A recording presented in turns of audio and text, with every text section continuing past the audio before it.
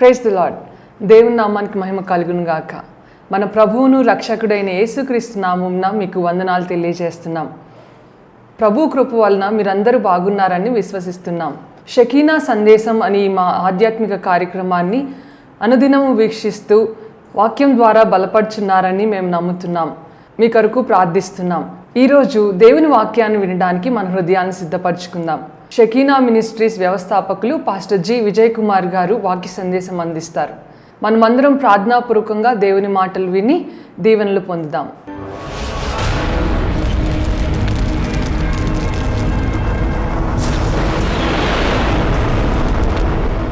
దేవుని వాక్యాన్ని చదువుకుందామండి.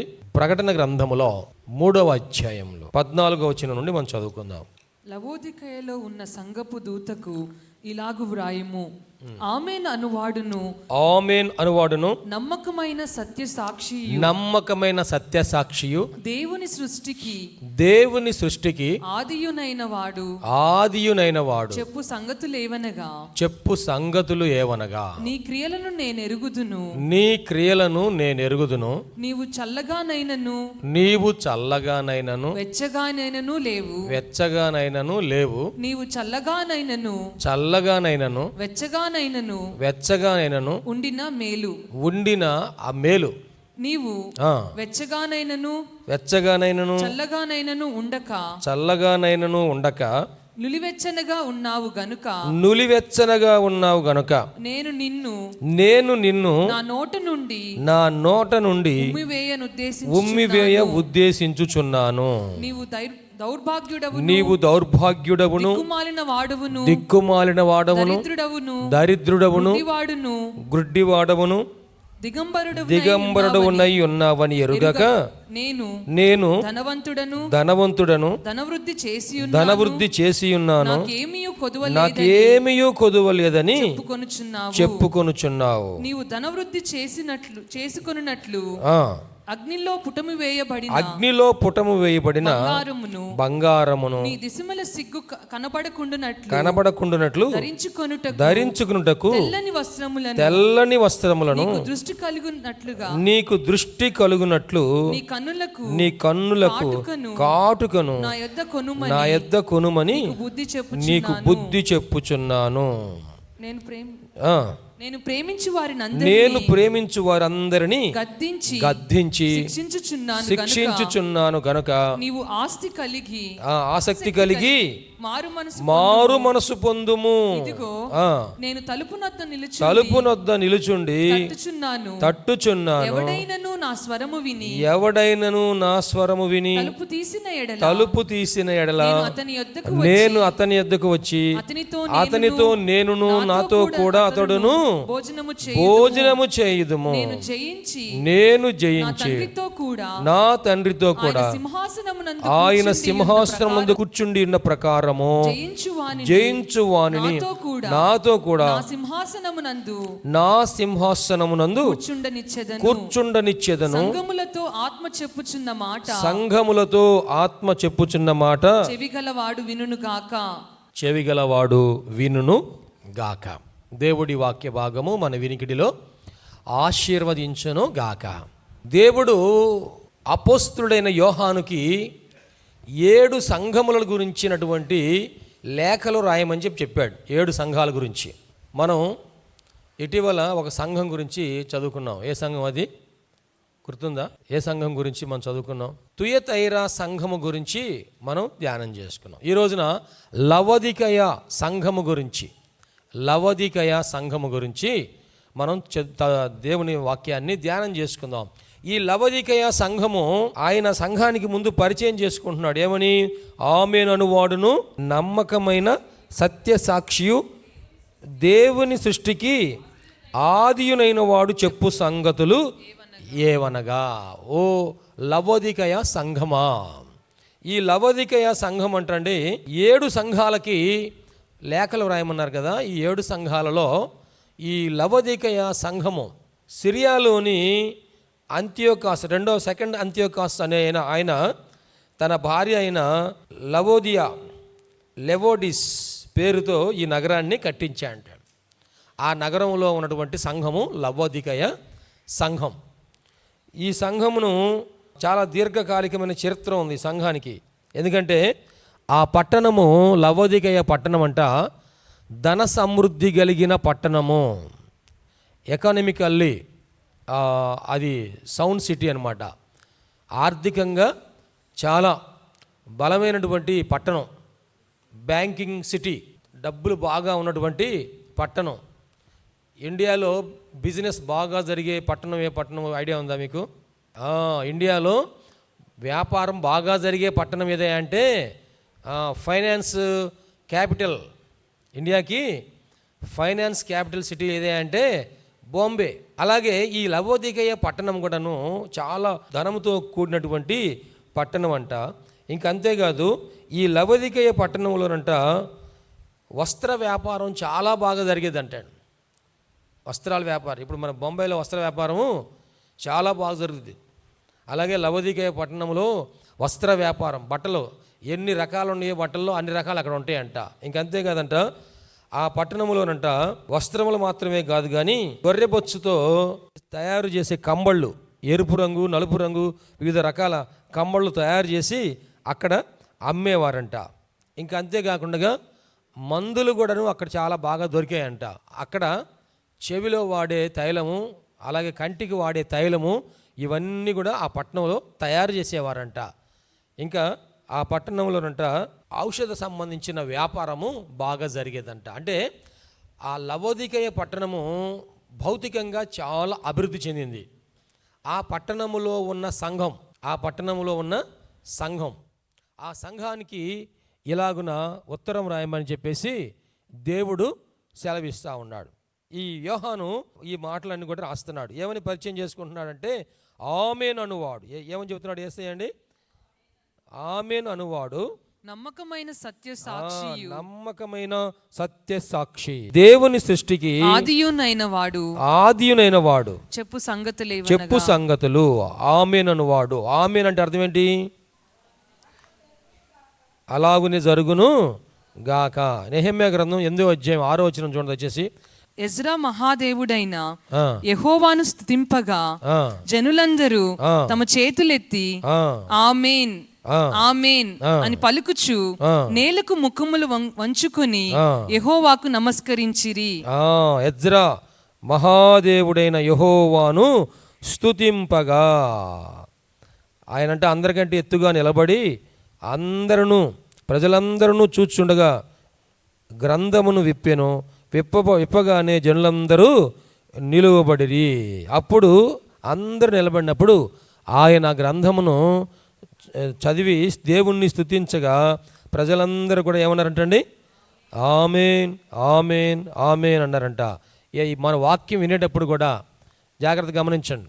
వాక్యం వినేటప్పుడు కూడా మీరు మనసు పెట్టి వింటా ఉంటే, శ్రద్ధగా వింటా ఉంటే, ఇదిగో ఈ వాక్యము, ఈ వాగ్దానము ఇది నా కోసం దేవుడిచ్చాడు అని మనసులో ఆలోచన, ప్రేరేపణ, విశ్వాసం, నమ్మకం మీకు కలిగినప్పుడు వెంటనే ఏం చెప్పాలి?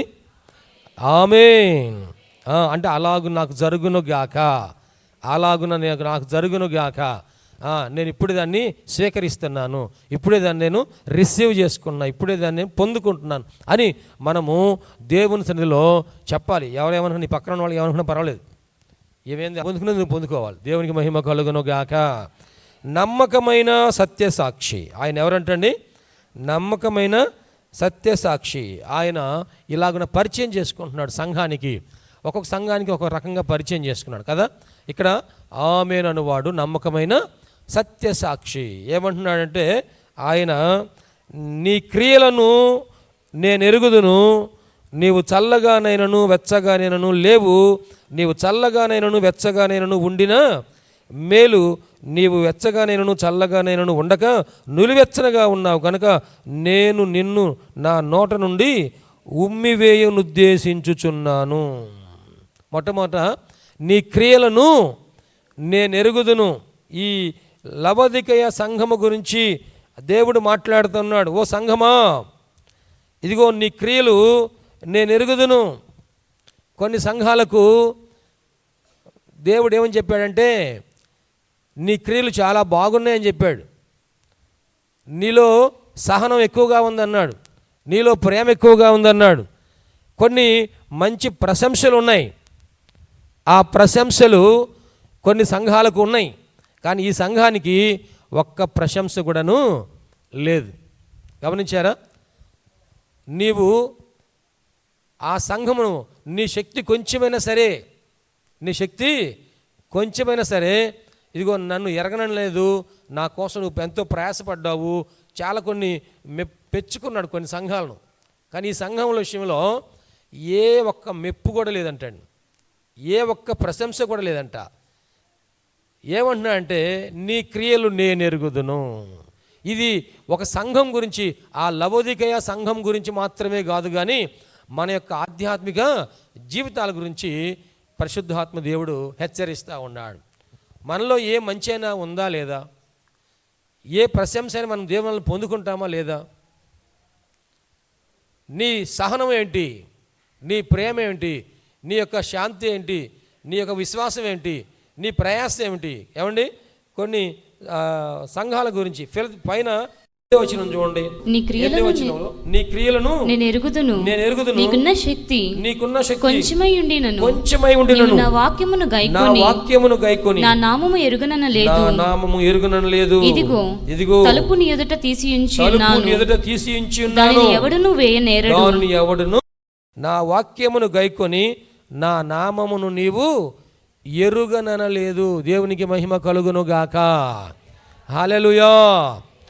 మన కూడా ఇటువంటి ప్రశంస వస్తే ఎంతో మంచిది కదా. నీకున్న శక్తి కొంచెమై ఉన్నను, నీవు నా వాక్యమును గైకొని నా నామము ఎరుగననలేదు. అలాగనే మొదటి సంఘం గురించి 2వ అధ్యాయం 2వ వచనం చూడండి.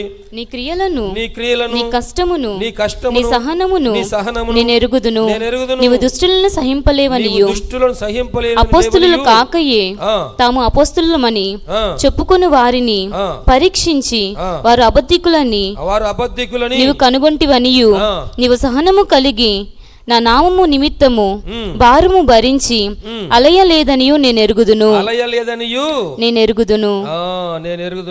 అయినను చాలు. ఇక్కడ నీ క్రియలు నేను ఎరుగుదును, నీ కష్టం నేను ఎరుగుదును. ఓ ఎఫెసు సంఘమా, నీ క్రియలన్నీ కూడా నేను ఎరుగుదును. ఈ రోజున ప్రభు మనకి ఇదే ప్రశ్న అడిగా అనుకోండి, నా కుమారుడా, నా కుమార్తె, నీ క్రియలు నేను ఎరుగుదును అంటే మన క్రియలు ఎలా ఉన్నాయి? ఒకసారి ఆలోచన చేయండి. దేవుని ఎదుట మన క్రియలు ఎలా ఉన్నాయి? నీ కష్టాన్ని నేను ఎరుగుదును. మనం ప్రభు కోసం ఏమైనా కష్టపడుతున్నామా? మన కోసమే కష్టపడుతున్నామా? నీ కుటుంబం కోసం, నీ బిడ్డల కోసం, నీ సంపాదన కోసం, నీ ఆదాయం కోసం, నీ డబ్బుల కోసం నువ్వు కష్టపడుతున్నావా? లేక ప్రభు కోసం ఏమైనా కష్టపడుతున్నావా? ఎవరన్నా నేను చూసి ఈ సహోదరి చాలా కష్టపడుతూ ఉంది, ఎంతో దూరం నుంచి మందిరానికి వస్తుంది, నడుచుకుంటూ వస్తుంది, డబ్బులు ఖర్చు పెట్టుకుని వస్తూ ఉంది, ఎంతో ఉపవాసం ఉండి ప్రార్థన చేస్తుంది, ఎంతో కష్టపడుతుంది తన ఆత్మీయ జీవితం బాగుపరుచుకోవడం కోసం, తన కుటుంబాన్ని రక్షించుకోవడం కోసం, తన కుటుంబాన్ని కట్టుకోవడం కోసం, తన భర్త కోసం ఎంతో ఉపవాసం ఉండి ప్రార్థన చేస్తుంది, తన బిడ్డల కోసం ఎంతో ఉపవాసం ఉండి ప్రార్థన చేస్తుంది, వారి ఆత్మీయ క్షేమాభివృద్ధి కోసం ఎంతో కష్టపడుతుంది అని మన గురించి దేవుడు చెప్పగలడా? ఒకసారి ఆలోచన చేయండి. నీ క్రియలను, నీ కష్టమును, నీ సహనమును నేను ఎరుగుదును. మన సహనం ఎంతవరకు ఉందో, మన సహనం ఎంతవరకు ఉందో దేవుడు అంటున్నాడు, నేను ఎరుగుదును. నీ సహనం ఏంటో నేను ఎరుగుదును. మన సహనం ఎంత ఉందండి? ఒకసారి తొందరగా కోపం వచ్చేస్తూ ఉండదు. ఈ కోపము, ఈ ఆగ్రహము, ఈ ఆవేశము, ఇవి మనం మందిరంలోకి వచ్చినప్పుడు, ప్రార్థనలోకి వచ్చినప్పుడు అవన్నీ నేను తగ్గించుకోవాలి అని అనుకుంటున్నాం. కానీ ఇక్కడ అనుకుంటున్నామే కానీ బయటికి వెళ్ళిన తర్వాత అది మనం అనుసరించలేకపోతున్నాం. మేము దానికోసం మనం ఏం చేయాలి? ఉపవాసం ఉండి ప్రార్థన చేయాలి. ప్రభువా, నాలో ఉన్నటువంటి ఈ కోపం తొలగించాయా, నాలో ఉన్నటువంటి ఈ ద్వేషం తొలగించాయా, నాలో ఉన్నటువంటి ఆవేశం తొలగించాయా, నాలో ఉన్నటువంటి ఇదిగో ఓర్చుకోలేని పోతున్న మనసు నాలో ఉంది, దాన్ని తొలగించు ప్రభువా. ఇది ఉపవాస ప్రార్థనలో మనల్ని మనం దేవునికి అప్పగించుకోవాలి. మనం దేవునికి అప్పగించుకోకపోతే ఈ మనలో స్వభావంలో ఏ మార్పు రాకపోతే ఆయన అంటాడు, నీ క్రియలు నేను ఎరుగుదును, నీ సహనం ఏంటో నాకు తెలుసు. ఈ రోజున దేవుని బిడ్డలను, సేవకులను, సంఘాలను, పరిచర్యను అనేక మంది ఇబ్బందులు పెడుతున్నారు. అనేక మంది మీరు యూట్యూబ్లో ఓపెన్ చేస్తే ఎన్నో విమర్శలు వస్తూ ఉన్నాయి. అసలు ఈ మాటలన్నీ వింటుంటే మనకేమనిపించింది? మన దేవుని గురించి ఇట్లాగా అవమానపరుస్తూ మాట్లాడుతున్నారే, అప్పుడు ఏమనిపించిందండి? ఆవేశం వచ్చింది రాదా? కోపం వచ్చింది రాదా? అవునా? అయినా సరే మనం ఆ మాటలను ఖండిస్తున్నాం. ఇంక అంతేకాకుండా వారి కోసం ప్రార్థన చేస్తున్నాం. దేవునికి మహిమ కలుగును గాక. లవోదికయ సంఘమా, ఇదిగో నీ క్రియలు నేను ఎరిగి ఉన్నాను, నీవు చల్లగానైనను వెచ్చగానైనను ఉండిన మేలు. కానీ నువ్వు చల్లగా లేవు, వెచ్చగా లేవు.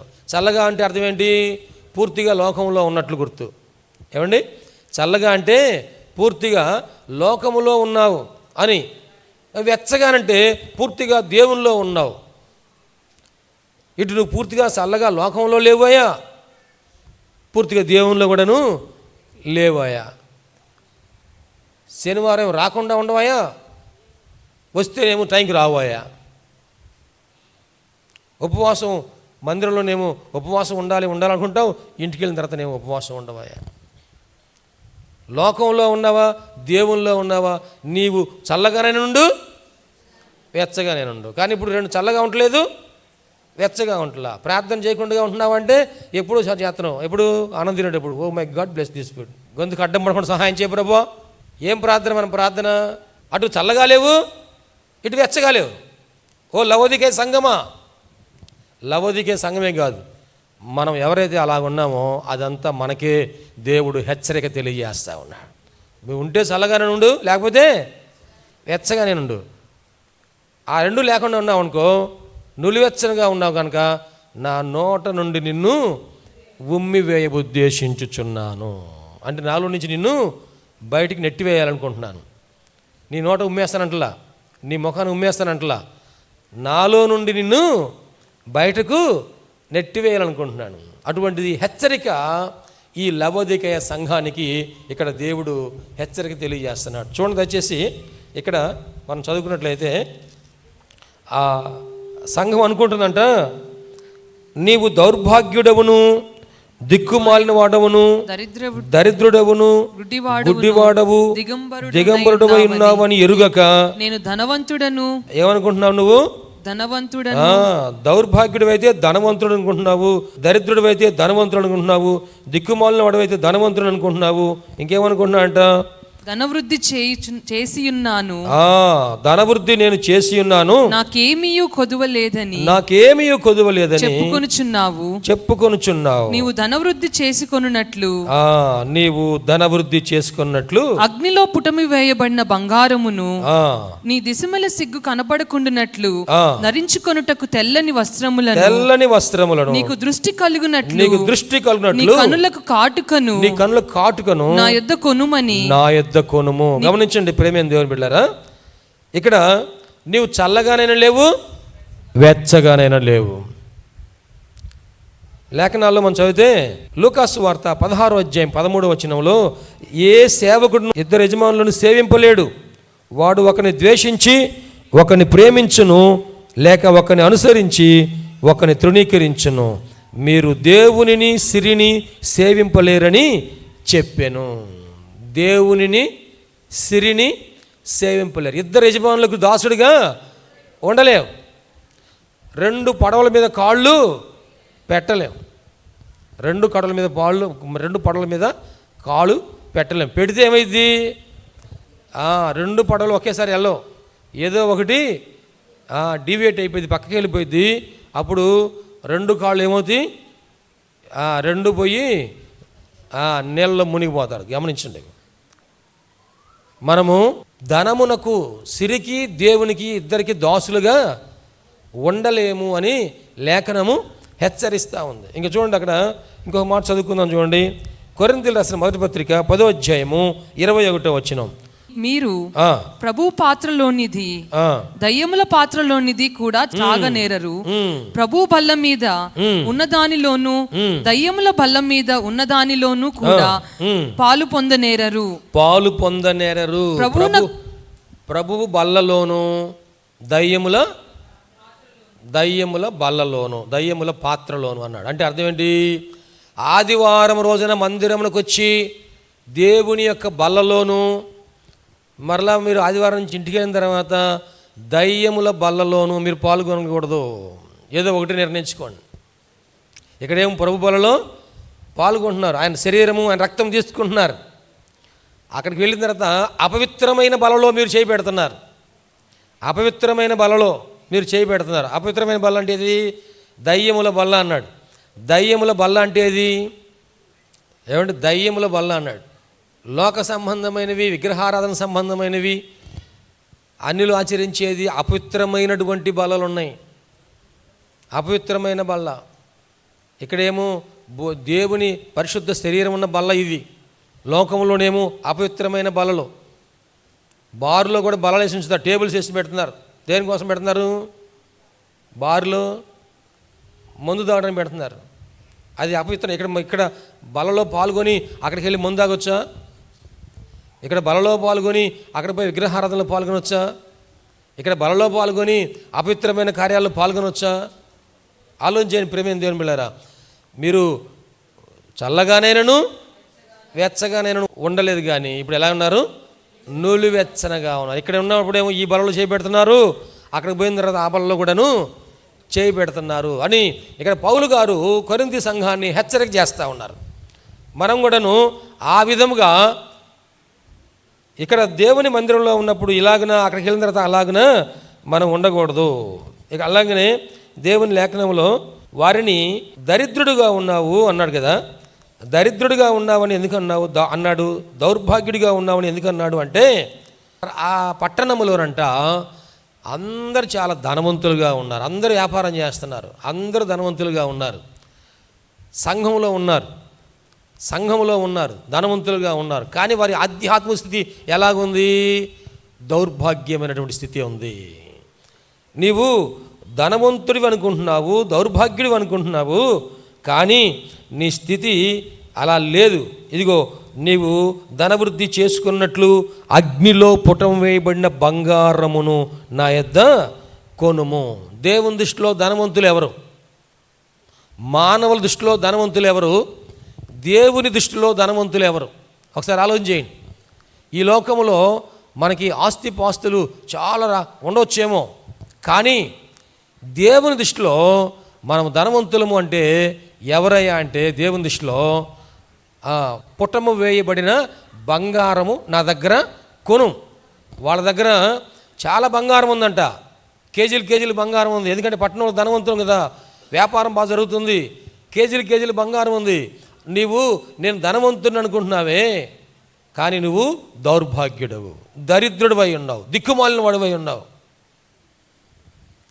ఈ లోకంలో భౌతిక సంబంధమైన ఈ ఆస్తిపాస్తులు అన్నీ కూడా దేవుడు మనకు సుఖంగా జీవించడానికి అన్నీ ఇస్తున్నాడు. దేవునికి స్తోత్రం అండి. అసలు మాకు డబ్బులు లేవని వాళ్ళు ఎవరైనా ఉన్నారా? మాకు బంగారమే లేదని వాళ్ళు ఎవరైనా ఉన్నారా? అసలు మాకు ఆస్తిపాస్తులు లేవని వాళ్ళు ఎవరైనా ఉన్నారా? దేవుడు ఇవన్నీ మనకి ఇచ్చాడు. అయితే వాటి మీదనే మనం దృష్టి పెట్టుకోకూడదు, కానీ దేవుని దృష్టిలో మనము ధనవంతులముగా ఉండాలి. దేవునికి స్తోత్రం.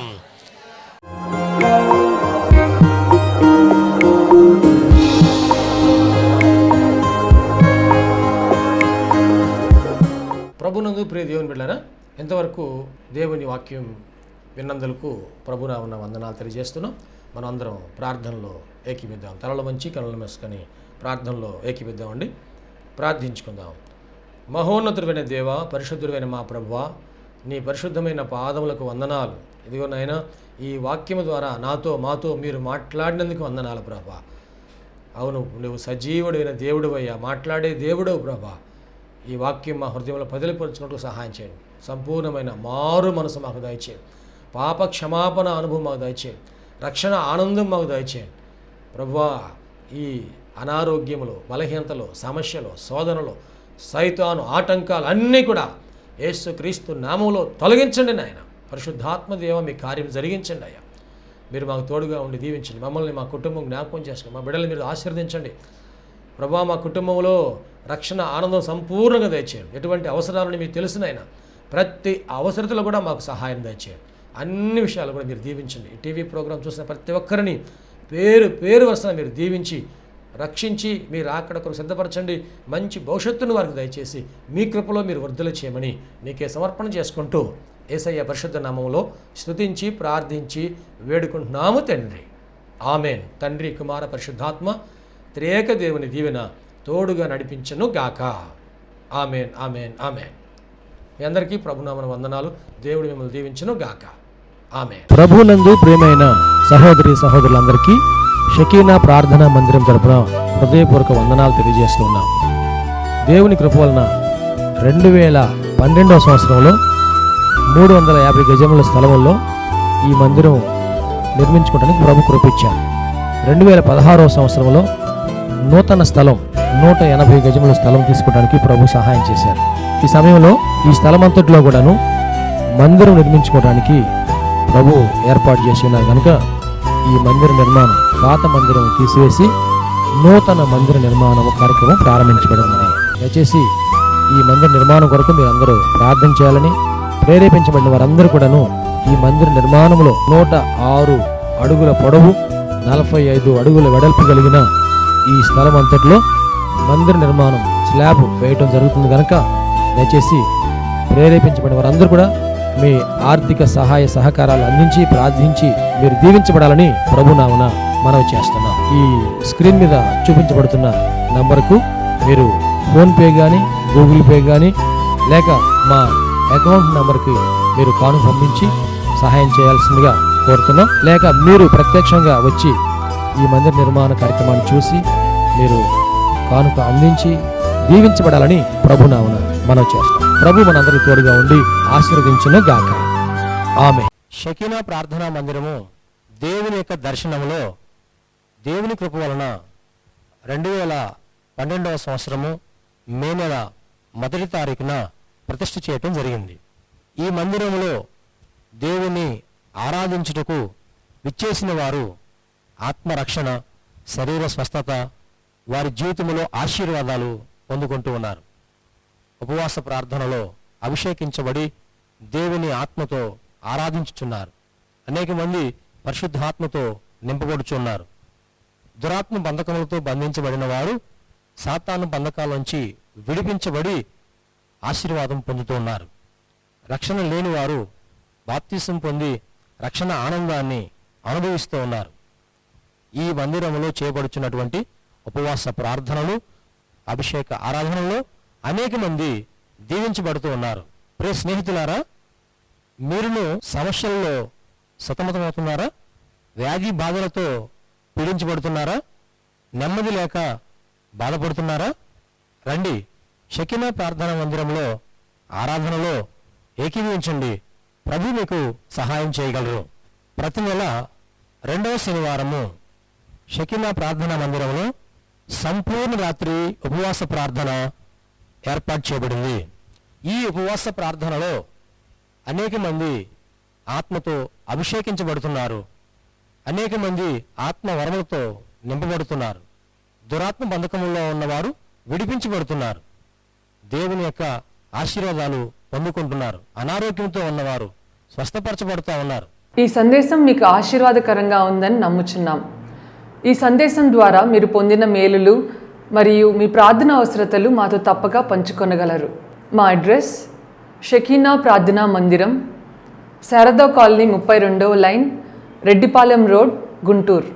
మా ఫోన్ నంబర్స్ 9963242497, మరి యొక్క నెంబర్ 8885539777. Praise the lord.